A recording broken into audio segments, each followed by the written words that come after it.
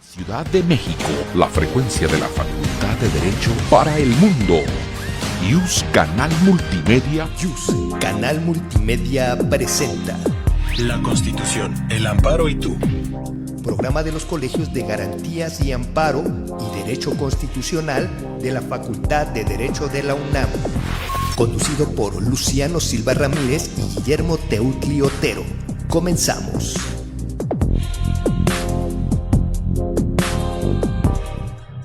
Muy buenas tardes. Como todos los martes, sus amigos, el doctor Guillermo Teutli Otero y el de la voz, doctor Luciano Silva Ramírez, les damos la más cordial bienvenida a este su programa, La Constitución del Amparo y tú.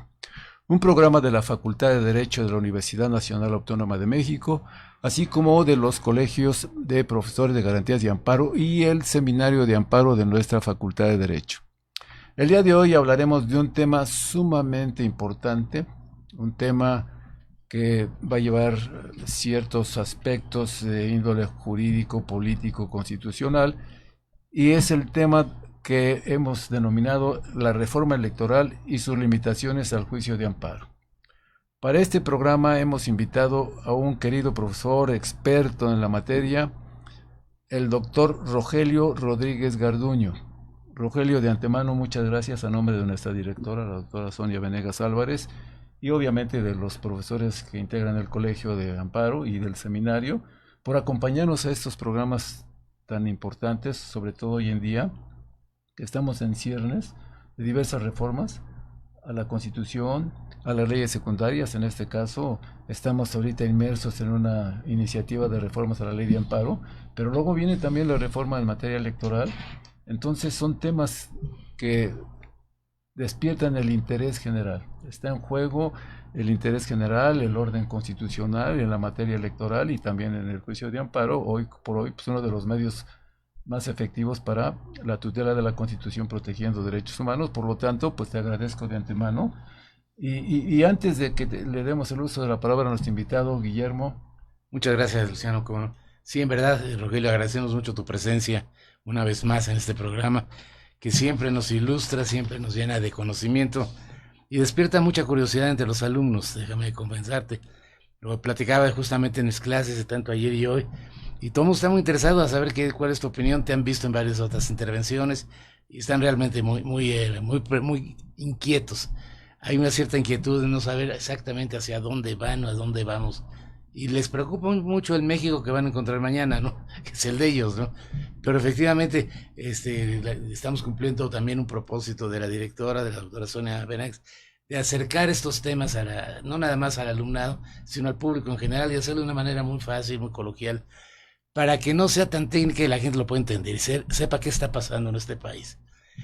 Escogiste un tema que es realmente actual y realmente con muchas incógnitas, ¿no? La reforma electoral y luego también sus impactos en la legislación de amparo. Y las dos están en proceso de reforma, tanto lo electoral como el amparo, que hay una iniciativa de ley que está por ahí en vías de discusión o en vías de aprobación, no lo sé, ahí vamos en eso.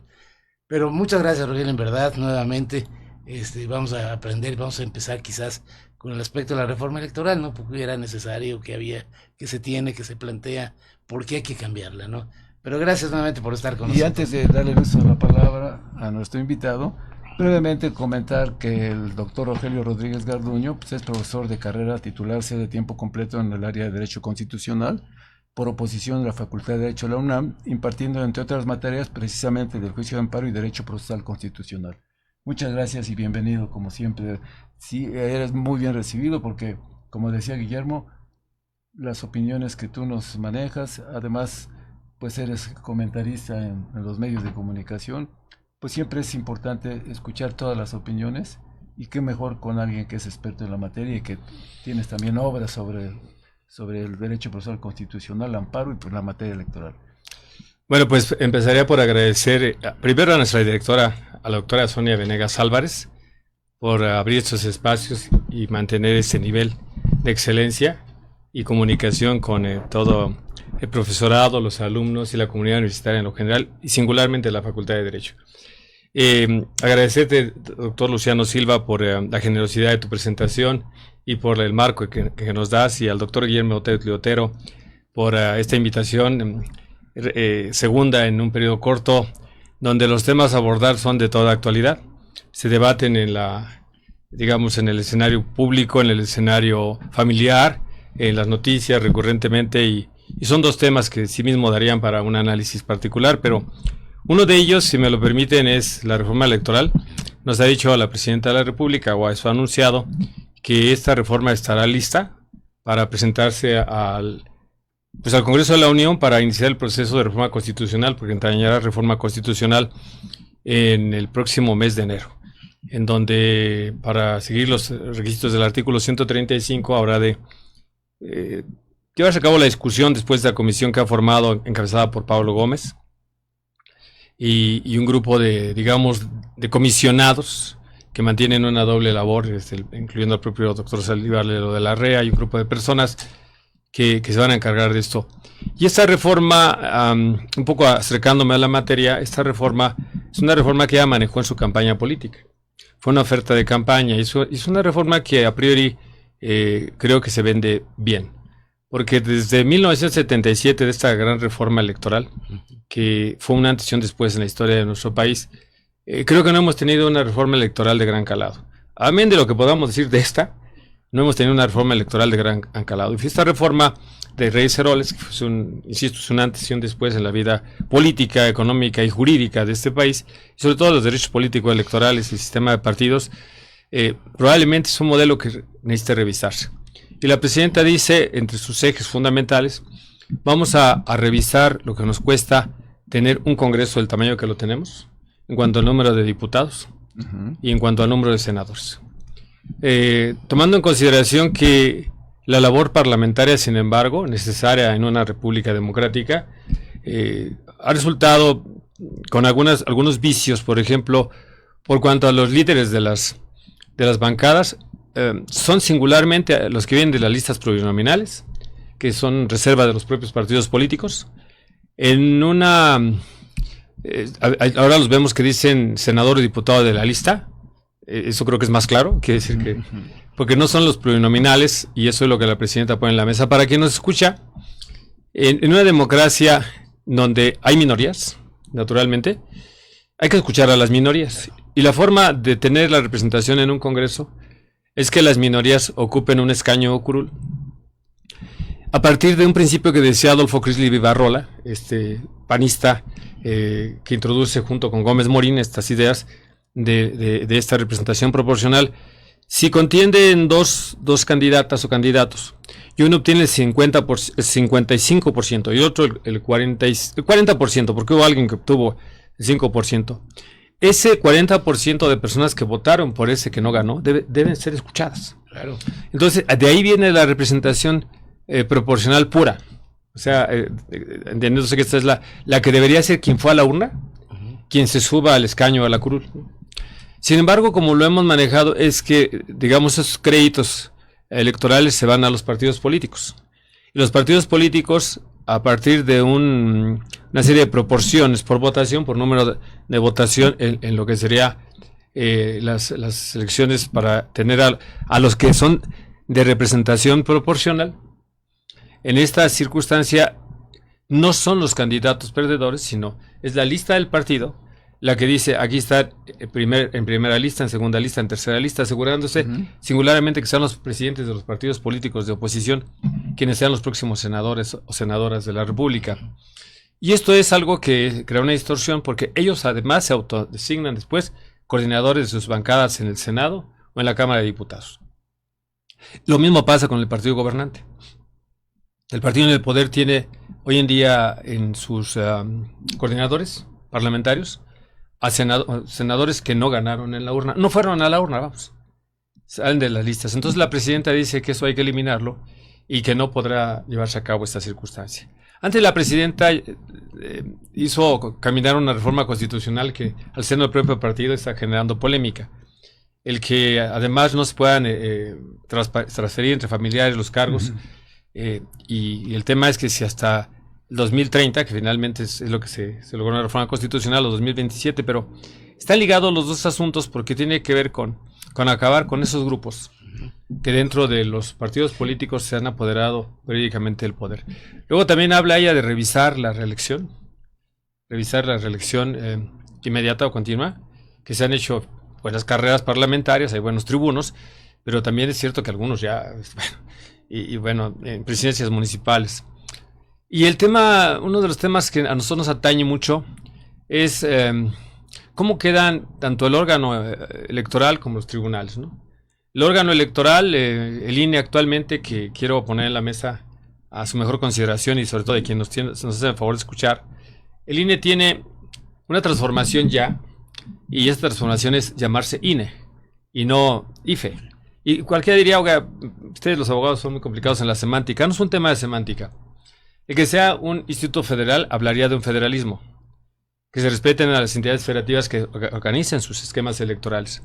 Al ser IFE, era así. Al ser INE, es que el sistema nacional, que es un regreso al esquema unitario, ese esquema nacional se va a hacer cargo de designar y avalar a quienes integran los OPLES. Pero esta reforma va más allá, porque la reforma ahora pretende transformar ese órgano, o cuando menos en las líneas que se han presentado, y que este órgano también sea popular y sea para las consultas populares, etcétera, y así llamarlo, reducirle su presupuesto, reducir algunas cosas, introducir y potencializar el voto electrónico, también se ha dicho, reducir el costo, lo que representa el costo de las elecciones, y desaparecer a los OPLES, desaparecer a los organismos que llevan a cabo, valga la redundancia, la organización de las elecciones en el interior de cada una de los estados, entidades federativas, y también acabar con los tribunales electorales, las salas regionales, etcétera, y crear un cuerpo concentrado en esa materia. Financiamiento de los partidos políticos, que es un reclamo, reducir el financiamiento de los partidos políticos.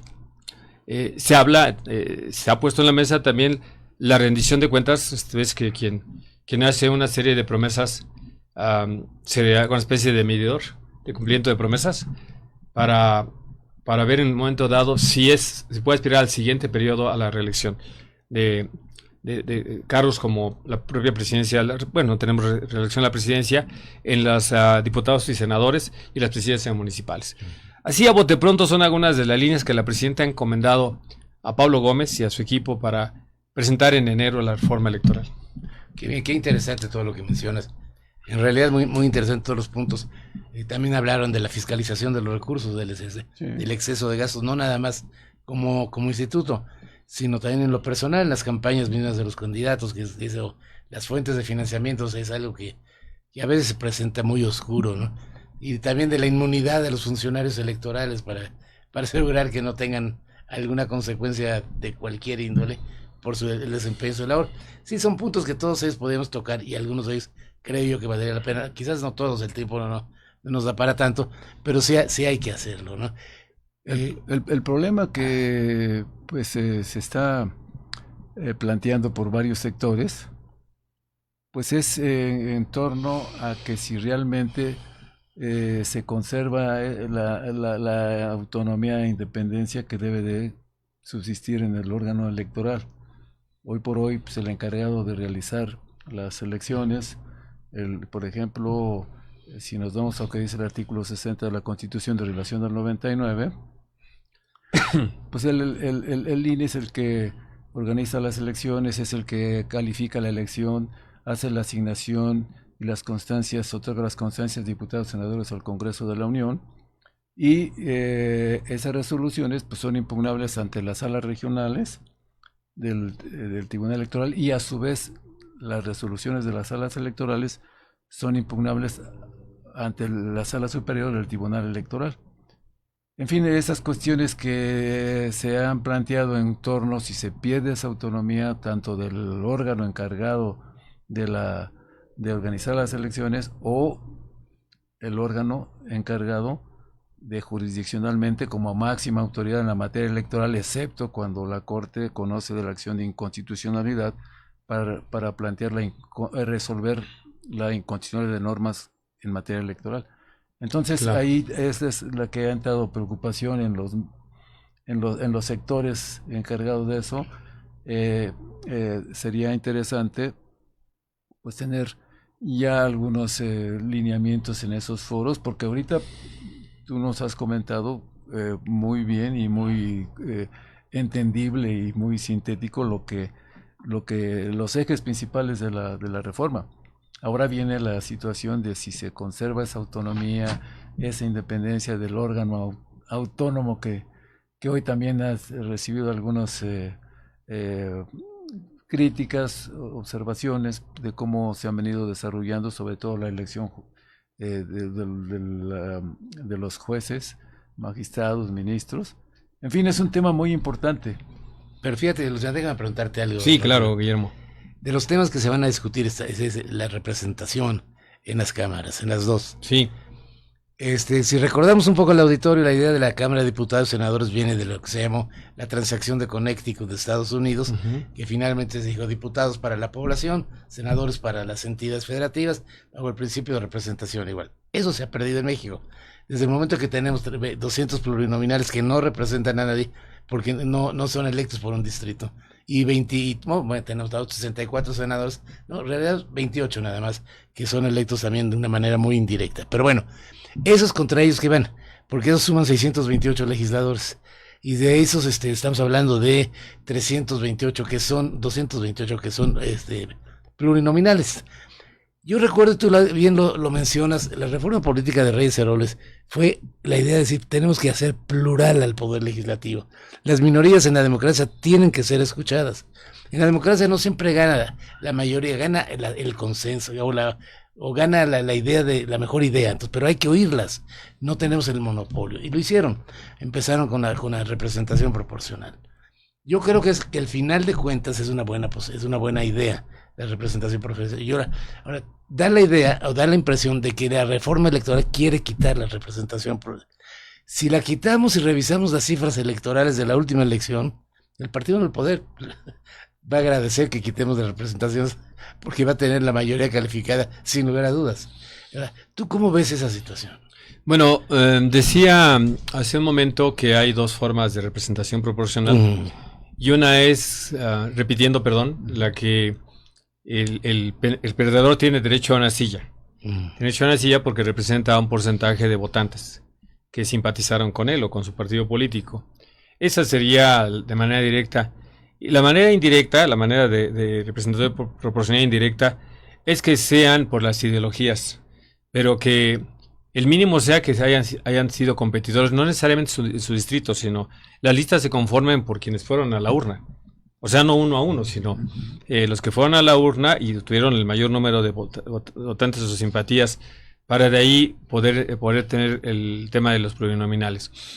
Fíjate que hubo incluso por el entonces presidente del Senado, Fernando Noroño, hubo la idea de que fueran puros plurinominales. Sí, también es cierto. Que eso, bueno, es otra cosa, ¿no? Sí. A mí me parece que no es la desaparición de los plurinominales a donde va todo esto, que si acaso, y si es así yo coincidiría, eliminar este exceso, esa licencia que se dan los partidos políticos en una partidocracia, que es a lo que nos llevó finalmente los sesgos de esta consolidación de esta reforma en su última etapa. Esa partidocracia en los partidos se adueñan de estos repartos, de estas listas, de esta serie de circunstancias, y entonces ahora hacer que los partidos no tengan ese control, los partidos minoritarios. No lo vería por ahí, creo que no toleraría a nivel de escrutinio internacional, incluso una democracia donde tuviera, bien dices, doctor Guillermo Otero, donde tuvieran esa característica de que un avasallador maquinaria electoral, donde se lleven 100 de 100, ¿no? Entonces por ahí me parece que no debe transitar y no me parece que vaya a transitar por ahí. El tema del órgano electoral, se ha dicho que va a mantener su autonomía formal. Esto es que si se llama INE o no, esperamos que sí, o IFE, regrese a ser IFE, pues sea un órgano constitucionalmente autónomo, no dependa de la Secretaría de Gobernación, como llegó a decirse en algún momento por la simplificación administrativa. El tema que no podemos no decir en este foro y no podemos no comentar es que más allá de la naturaleza de un órgano, va a depender de quién ocupe los encargos y qué compromisos tenga. No es la CNDH de hoy, por ejemplo, la misma CNDH que encabezó nuestro ilustre universitario, sí, Luis Raúl González Pérez. Yo recuerdo que en una estadística entre acciones de inconstitucionalidad, el mayor promovente de acciones de inconstitucionalidad para la defensa de los derechos humanos era la CNDH. Hoy por porcentaje no hay acciones de inconstitucionalidad de la CNDH, donde se puede estudiar incluso la materia electoral, como bien decía el doctor Luciano Silva. En el artículo 105, fracción 2, establece que la única vía para el estudio en carácter abstracto es la acción de inconstitucionalidad. Luego, me parece que nuestra democracia va a un paso de madurez y permítanme decirlo muy claramente. Yo sí coincidiría en que necesitamos una reducción por gasto. Yo creo que necesitamos, no por un tema de austeridad republicana, no es un tema ideológico el que yo estaría pensando. Desde hace muchos años me parece que tenemos un exceso. Como en la Corte tuvimos 25 ministros y llegamos a un exceso, creo que tener el número de diputados y senadores es un exceso, porque hay que decirlo también con toda claridad. Muchos de los diputados y diputadas son simplemente quienes acompañan la votación. No presentan iniciativas, no suben a tribuna, escasamente saben a veces pronunciarse y representan solo un gasto inútil para el erario y los contribuyentes. Sería saludable decir y que se justifique el trabajo legislativo y que se regrese con las cuentas, como bien decías, no solo financieras y económicas, sino también con el trabajo que están haciendo. Y el tema de los recursos, que es otro tema de los recursos públicos en las campañas, y un punto que es sensible, y creo que con esto nos daría para seguir hablando, pero creo que nos restaría el otro. El tema es si deben participar o no los políticos en la materia electoral. Creo que ahí es permitan la expresión, es una hipocresía histórica que Estados Unidos no tiene, por ejemplo. En Estados Unidos el sistema político permite que el presidente se pronuncie en favor de su candidato republicano o demócrata, según sea el caso. En México tiene prohibido, pero acabamos de ver el pasado proceso electoral, esa prohibición no pasa nada. Entonces el artículo 99 de la Constitución Política de los Estados Unidos Mexicanos, que le da al Tribunal Electoral del Poder Judicial de la Federación la posibilidad de calificar de forma definitiva la elección presidencial y de declarar al presidente, en este caso presidenta electa, pues establece que las causas de nulidad de una elección son las que determina expresamente la ley. Y entonces la nulidad de una elección puede decir la ley, oye, ¿cómo violaste la ley? Bueno, pues yo siempre he sostenido que el sinvergüenza es sinvergüenza, no es tonto. Entonces va a buscar formas para que en un esquema taxativo que nadie desea, positivista, diga, no viole la ley.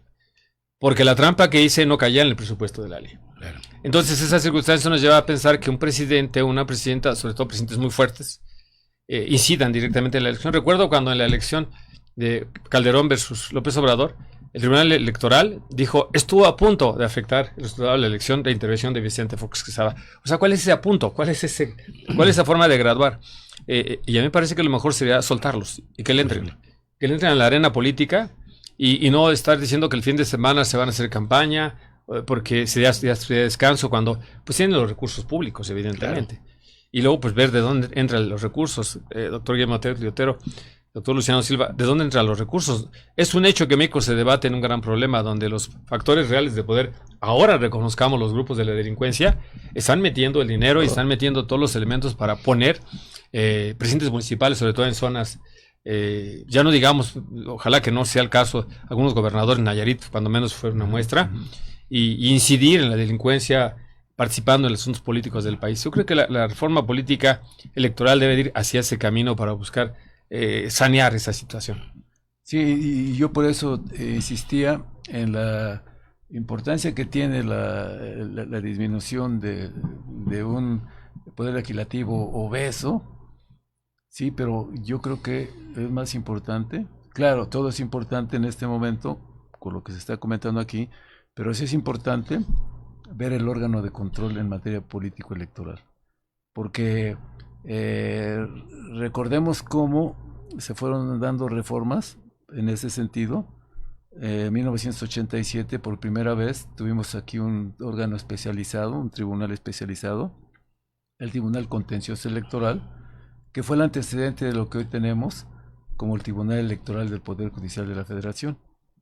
Y pues ese tribunal evitó que la Corte se distrajera conociendo de un recurso de reclamación y que al final de cuentas quienes tenían la última palabra, la Corte emitía una mera opinión, lo que desnaturalizaba su papel de tribunal último de la República, Tribunal Constitucional, porque quien tenía la última palabra en los colegios electorales de las cámaras había autocalificación. Después se fue perfeccionando ese control de constitucionalidad, se creó un tribunal electoral Y luego hubo una reforma constitucional muy importante en la materia, el 22 de agosto de 1996, en donde ya ese Tribunal Federal Electoral, pasa a formar parte del Poder Judicial de la Federación. Sí. Y ahí también se reforma el artículo 105, se adiciona la fracción 2 y ya se establece la acción de inconstitucionalidad para impugnar leyes inconstitucionales electorales. Algo muy importante porque no había medio de control de la constitucionalidad de leyes. El amparo no procede en materia político-electoral. Las controversias constitucionales del 105, fracción primera, no proceden en materia político-electoral. Y también cuando surge la acción de inconstitucionalidad en 1994, originalmente tampoco procedía la acción de inconstitucionalidad en materia electoral. Por eso esa reforma que estoy mencionando de 22 de agosto del 96 fue muy importante. Claro. Y por eso yo sigo en ese tenor, que no quiero decir que no sea importante la reducción de los integrantes de las cámaras, pero creo que debemos de cuidar mucho esa autonomía del órgano electoral, pero también la imparcialidad e independencia del Tribunal Electoral. Doctor Luciano, fíjate que queriendo pasar al amparo me provocas para permanecer un momento en este tema.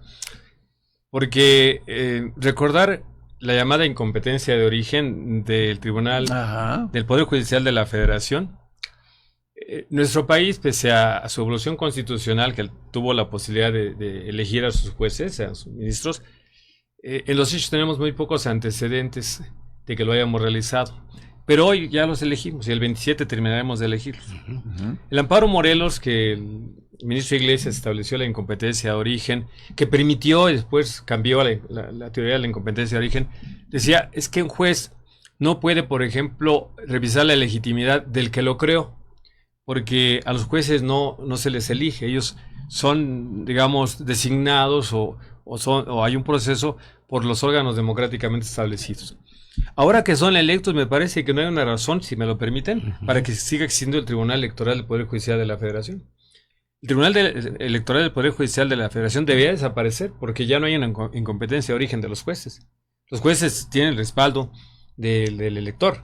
Y en esta circunstancia, el juicio para la protección de los derechos político-electorales de los ciudadanos, así visto, no estoy diciendo que, así visto por la teoría constitucional, debe desaparecer también para dar lugar al amparo en materia de la protección de los derechos político-electorales de los ciudadanos. Porque somos el país más democrático del mundo, es una realidad. O sea, elegimos a todos los poderes tradicionales de las ramas del poder y elegimos al Poder Judicial. Entonces, ya el Poder Judicial puede juzgar los temas electorales. Por supuesto que sé que no será así porque la materia electoral no deja conforme a nadie. Y un Poder Judicial de por sí debilitado, quizá por las elecciones que acaban de pasar, imagínense ahora con la carga de conocer la materia electoral.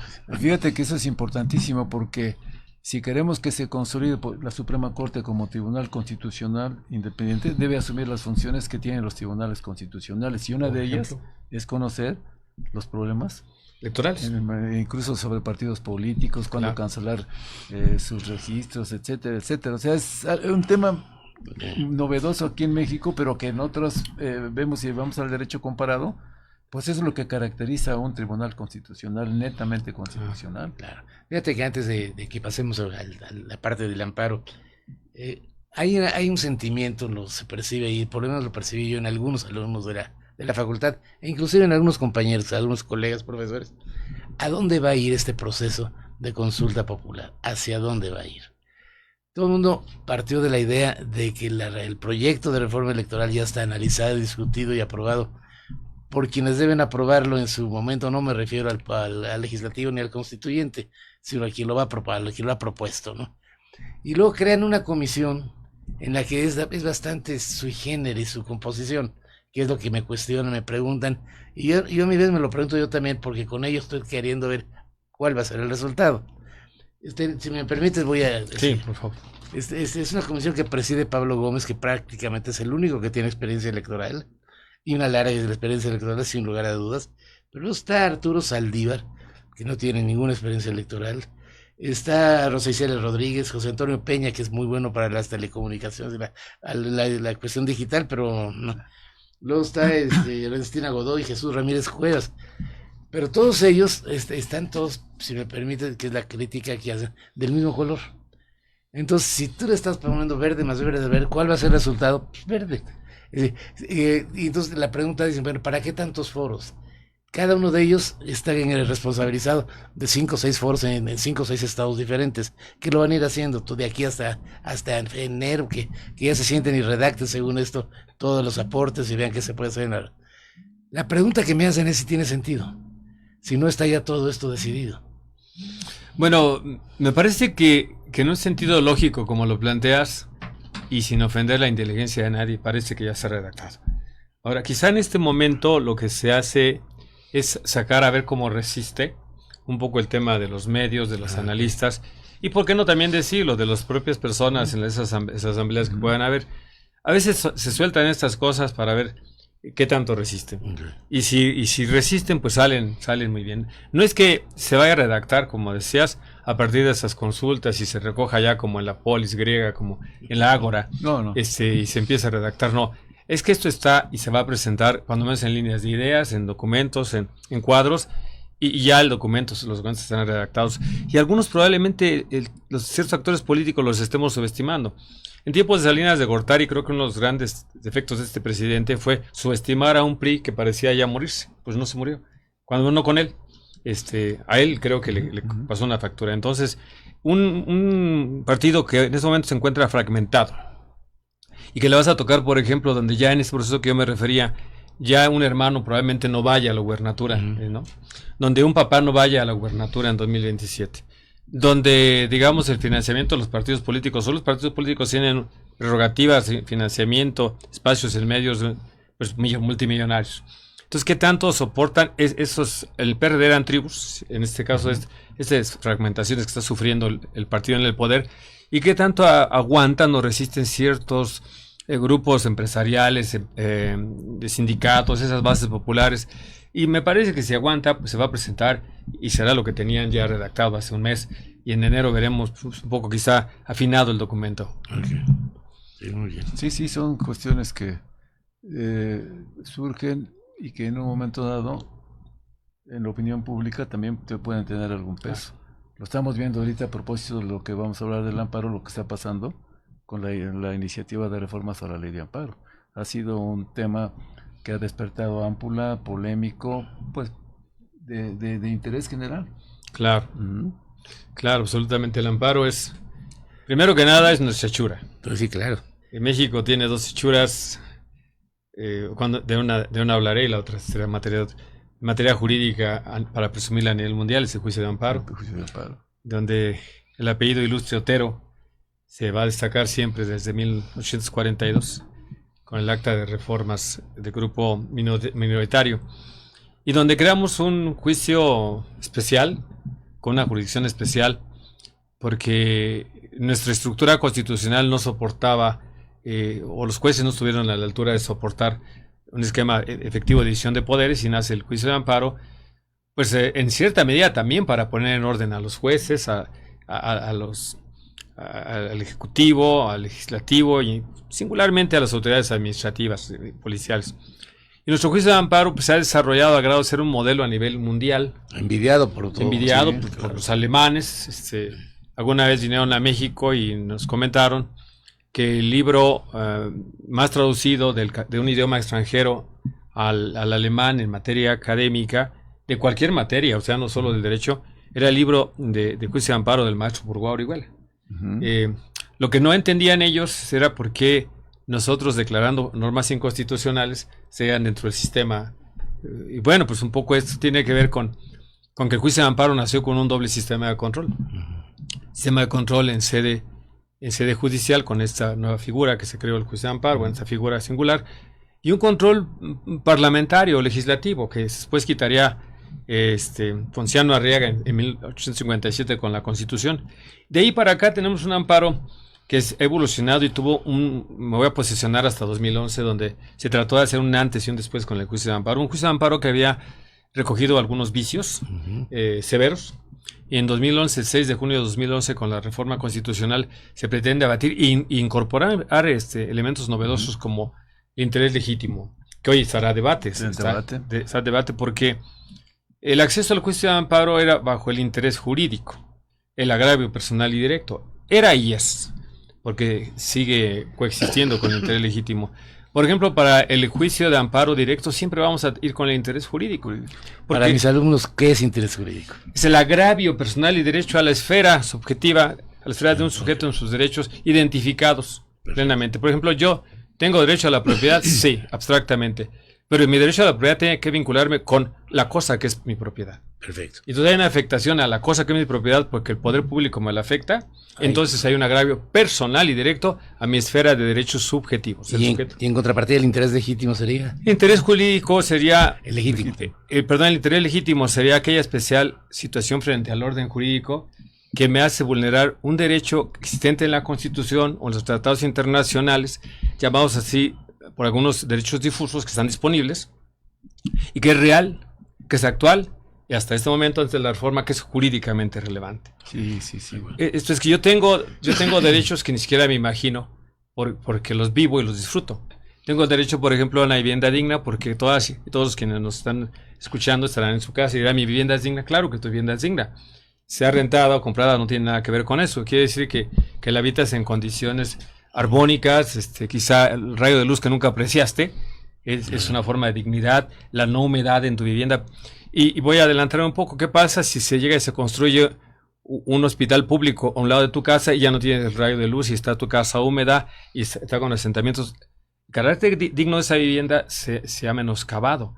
Entonces, esos son los derechos llamados difusos porque se van identificando con la especial situación frente al orden jurídico y con esa situación de que sea cualificada, ¿no?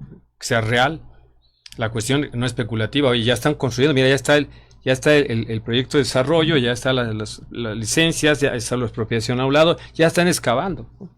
O ya están haciendo la delimitación de los terrenos, que es actual sí, porque ya en este momento puedo llegar a decir, señor juez, y que es jurídicamente relevante porque la sentencia del señor juez va a llevar a modificar, a restituir mis derechos de manera tangible y no especulativa, frente al otro interés, que es el interés simple, que ese interés lo podría tener cualquier persona para acudir a cuestionar la violación que pueda hacer de los derechos humanos un gobierno, pero que en caso de dictarse una sentencia no le crea un efecto directo. Por ejemplo, en materia medioambiental es el mejor de los casos. La deforestación de la selva, la zona maya, por el tema del Tren Maya, pues claro que nos afecta a todos los habitantes del planeta, pero si el juez dijera, voy a recibir una demanda de los señores de Sonora, que vienen a presentar la demanda porque se está afectando esta zona con la construcción. Bueno, sí, si dicto la sentencia, quizá lo veamos en siglos que el ecosistema del planeta se afectó, pero hoy mi sentencia no vincula con un efecto directo. Ese interés simple no existe para el juicio de amparo y sí el interés legítimo. Ese tipo de inserciones que se introdujeron al juicio de amparo, más figuras extraordinarias que lamentablemente no estamos viviendo, como por ejemplo que el tribunal colegiado en el amparo directo se abocara al estudio de todas las violaciones procesales y se acabara el amparo para efectos, querido doctor Guillermo. Y el reenvío. Y el reenvío, hombre, porque fíjense que el juicio de amparo se ha convertido en una artimaña para alargar los juicios, porque venía el amparo para efectos y regresar al juez primigenio. Luego nuevamente dictado de sentencia y nuevamente la apelación y vámonos para que otra vez y así iba graduando hasta que cuando alguna vez estudiara de fondo el amparo, han transcurrido 20 años en el juicio. Entonces el artículo 107, fracción 3 dice, el colegiado tiene que estudiar todas las violaciones procesales y pronunciarse, incluso las que advierten suplencia a la queja, incluso el amparo adhesivo, que es la manera de darle legitimación activa a la parte que antes se quedaba pasiva, y bondades extraordinarias del amparo que se introdujeron en 2011, cito dos nada más, pero pues, por supuesto que tenemos el amparo contra particulares, que no tanto constitucional, sino legalmente en 2013, se inserta y se introduce, y el carácter de la suspensión, porque la suspensión tiene una redefinición, se hace restitutoria con la ley de amparo y con la misma reforma constitucional, porque ya no es mantener el estado de las cosas para efectos de que se resuelva el amparo principal, sino ya la suspensión provisional incluso, no solo la definitiva, es restitutoria. Sí. Y entonces a veces el juicio puede quedarse sin materia si estamos hablando de una persona que quiere salir de nuestro país y tiene un impedimento para salir de nuestro país y presenta el juicio de amparo. Entonces, si le concede la suspensión provisional o en su caso la definitiva y se va, en realidad hay que sobreseer porque se quedó sin materia restitutoria. La suspensión tuvo una evolución para ser restitutoria a partir de premisas que trajimos de la jurisprudencia extranjera, hay que decirlo. alemana y norteamericana, la famosa apariencia del buen derecho. Yo te creo. Y el peligro inminente la demora. Si me demoro y especulo, puede ser que el efecto de la decisión ya no sea. Hoy estamos frente a una reforma que aparentemente, y eso es lo que habríamos de discutir, no solo ahora, sino los foros que ya está organizando la facultad a través de estos seminarios que están organizando este propio programa, del doctor Luciano Silva y del propio doctor Guillermo Teutli. Bueno, pues vamos a analizar un poco aquí y mucho allá de qué estamos hablando frente a esta reforma constitucional, sin dejar de abordar hoy algunos ejes, ¿no? Fíjate, sí, muy interesante lo que estás diciendo, pero déjame interrumpirte un poquito. Quieren oír tu opinión. 3 personas que nos han llamado al programa. Sergio Moisés Gutiérrez nos dice: ¿convendría más al país crear un tribunal constitucional para resolver controversias electorales, como existe en España y Alemania? Pregunto. Luego Nieves María nos dice también: buenas tardes. ¿Qué opina la Comisión Presidencial para la Reforma Electoral, en tanto a que es creada desde el gobierno y con perfiles afines a los intereses del partido gobernante? Esto un poco ya lo mencionamos. Y Joret Cruz te dice: buenas tardes, doctores, tengo una pregunta al respecto. ¿Qué riesgos hay de que la restricción de amparo en materia electoral favorezca abusos de autoridad o disminuya la rendición de cuenta de las autoridades electorales? Bueno, pues a la primera pregunta de nuestra queridísima seguidora del programa, sí, si me permitieras, Nieves, pues es de extraordinaria necesidad de análisis. No solo en la materia electoral, es claro que México no tiene un tribunal electoral, así es, ni una sala constitucional. Perdón, un tribunal constitucional para materia electoral. Ni una sala constitucional, no, ninguna materia. Voy a ser tajante. En ausencia de que no la tenemos, primero, ¿por qué deberíamos de tenerla? Pues deberíamos de tenerla porque los poderes públicos se apartan de la Constitución. Un tribunal constitucional está para llevar a cabo el control de la constitucionalidad de quienes ejercen el poder. Y si, por ejemplo, hoy acabamos de vivir la reforma a la Constitución, si la reforma a la Constitución adolece de contradicciones con la propia Constitución, o en algún momento, como ha sucedido, la reforma constitucional entra sin cumplir el artículo 135, ¿quién lo remedia? Si la Corte es también parte del gobierno. Entonces, un tribunal constitucional está para llevar a cabo el control, muchas veces a posteriori, sí, pero el control, y a veces a priori, incluso, a veces ex ante, para llevar a cabo el control de los actos formales y materiales del poder. Y en materia electoral, por supuesto, porque como decía el doctor Luciano Silva, las salas constitucionales y los tribunales electorales, como bien dice Nieves, en España, como sucede en Colombia, en Costa Rica, se ocupan de calificar las elecciones, porque las elecciones pueden estar manejadas, por ejemplo, por el poder, e incluso cooptado el poder judicial. ¿Qué vimos nosotros ahora? Y voy a ser muy claro y a ver si no me meto en problemas, pero estamos en la academia. ¿Qué vimos para que se lograra el llamado segundo piso de la transformación? Lo que vimos fue una interpretación constitucional muy sesgada para lograr la mayoría en el Congreso y llevar a cabo el paquete de reformas. ¿Quién lo hizo? Prisión singularmente a magistradas y magistrados que se quedaron, ¿no? El premio fue que se quedaran ahí en las sillas de la sala superior. Esto, si tuviéramos una sala constitucional, cuando menos tendría que ser materia de revisión. Claro. Para ver si se ajustó o no. Era evidente en los corrillos de la Facultad de Derecho que los académicos de seriedad como ustedes y como quienes expresamos nuestras opiniones libremente y estudiamos, dijimos que estaba mal interpretada la Constitución por el Tribunal Electoral, porque el ciudadano no le dio la mayoría que construyeron en las cámaras. Al no tener esa circunstancia, evidentemente tenemos un sistema jurídico débil. Pese a que el finado y muy loado y muy admirado Héctor Fix Zamudio decía que la Corte era un tribunal constitucional, no es la Corte un tribunal constitucional. En ausencia de no tenerlo, hace funciones de un tribunal constitucional, que eso es lo que se debe. Bueno, yo creo que también lo que pasa ahí, ya ves que, por ejemplo, el Tribunal Constitucional Federal Alemán está dentro del propio Poder Judicial. Sí. Y realiza funciones. En la doctrina se han manejado los criterios formal, que decías tú, el Tribunal Constitucional está por encima de los demás poderes públicos constituidos. Y también el criterio material, en donde hay un tribunal de mayor jerarquía en el Poder Judicial que realiza funciones de control de constitucionalidad, pero como tú bien dices, había que definirlo debidamente como está en el Tribunal Constitucional Federal Alemán, lo que no tenemos de esa manera aquí. En mi tesis doctoral decía yo que si no podíamos tener un tribunal constitucional, dentro de la Corte existiera una sala constitucional que orgánicamente dependiera de la Corte, pero que tuviera tal independencia y un acotamiento en su marca constitucional que se ocupara incluso de revisar los actos de la Corte. De cuestiones netamente constitucionales. Eso me lleva un poco al ejemplo francés. En Francia hay un Consejo Constitucional. No pertenece a ninguno de los poderes judiciales ni a ningún otro poder. Es totalmente autónomo y tiene una sola instancia, no tiene todo un proceso largo y se puede imponer a cualquier otro poder, ¿no? Esa podría ser una solución.